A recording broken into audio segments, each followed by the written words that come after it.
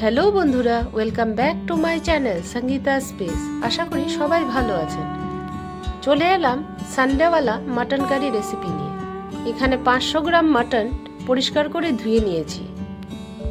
তারপর পরিমাণ মতো হলুদ গুঁড়ো, লঙ্কার গুঁড়ো, ধনে গুঁড়ো ও জিরের গুঁড়ো দিয়ে দিলাম।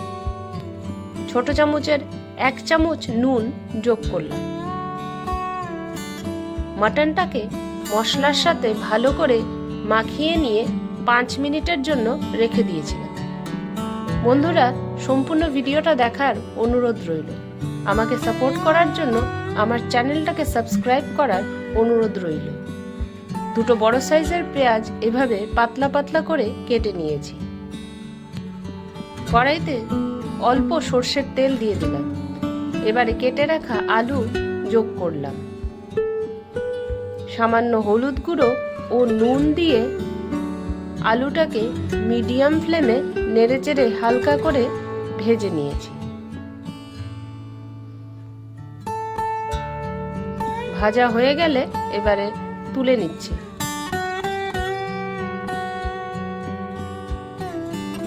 কড়াইতে আর অল্প সর্ষের তেল যোগ করে দিয়েছিলাম।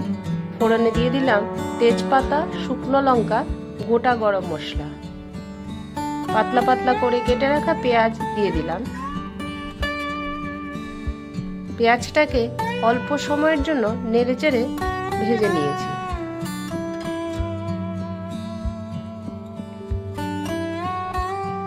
এবারে পরিমাণ মতো রসুন বাটা, আদা বাটা,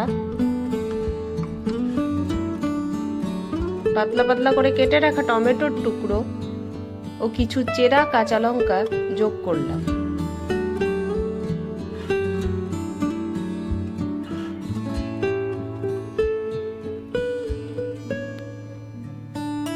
এবারে ম্যারিনেট করা মাটনটা দিয়ে দিলাম। ভেজে রাখা আলুও দিয়ে দিলাম। স্বাদ মতো নুন যোগ করলাম। আমি ম্যারিনেশনের সময় আগেও ছোট 1 চামচ নুন যোগ করেছিলাম। মাংসটাকে আরো 5 মিনিট মতো ভেজে নিয়েছি। পরিমাণ মতো হলুদ গুঁড়ো ও লঙ্কার গুঁড়ো দিয়ে দিলাম। সামান্য চিনিও দিয়ে দিলাম। সবকিছু নেড়েচেড়ে মিশিয়ে নিচ্ছি।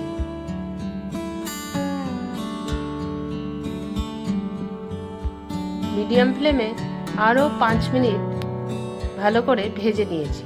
তারপর কাশ্মীরি লঙ্কার গুঁড়ো দিয়ে দিলাম, যাতে মাটন কারির গ্ল্যামার বেড়ে যায়।